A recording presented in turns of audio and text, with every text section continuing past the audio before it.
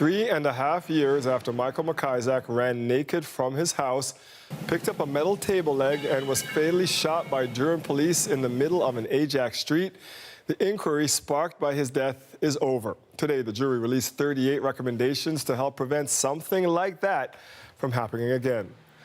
A major focus for them, better mental health training for police.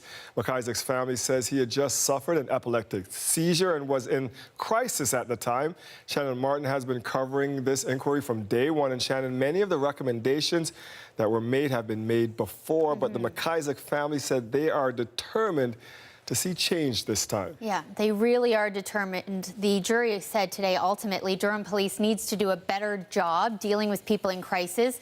This is pretty rare. The jury did not recommend greater taser use. Instead of relying on another tool of force, their focus is on a mandatory in-depth mental health training for all officers.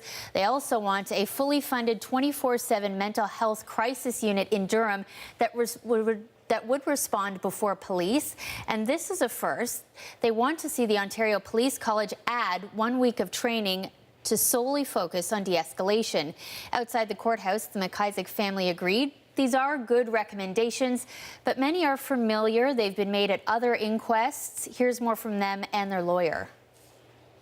It'd be nice that the recommendations didn't, just sit on the shelf, or they were followed. I'm sure there's been lots of good recommendations in all the inquests that have been held. My son would be alive today if a few of them had been followed. I don't want this to happen to another family. It may sound like Pollyanna, but it's so true. We'll be giving them 6 months initially, and then we'll continue to badger them until they get implemented. I mean, really, is that all you can do, is badger them? They're non-binding, right? They are non-binding.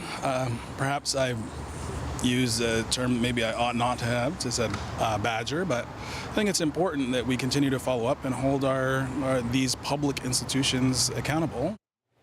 Shannon, the lawyer, touched on it there, non-binding. So, in reality, what will really happen with these recommendations? Yeah, that's, even in your tone there, you get the sentiment, right? I've covered so many of these over the years. Yeah, people think, okay, this all sounds great, but when it comes to real change, there isn't a whole lot of evidence. One of the lawyers at the inquest represents the Empowerment Council. They advocate on behalf of people with mental health issues.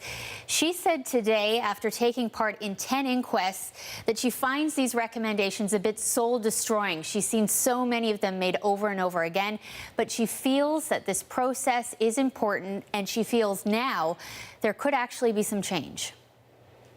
And it's my impression that the public have lost some trust in police. Certainly, I think in the general public, there is real motivation to make change, and that tends to convert itself into some political action. We should mention the jury also ruled MacIsaac's death a homicide, but that doesn't lay blame on anyone. It's just a way of stating that MacIsaac died at the hands of someone else. As for the family, again, they said today this is far from over. They still have questions about Michael's death. They said that what they've learned at the inquest makes them want to push the SIU to reopen the case. They plan to take a 2-week break, but then they say they will continue to advocate.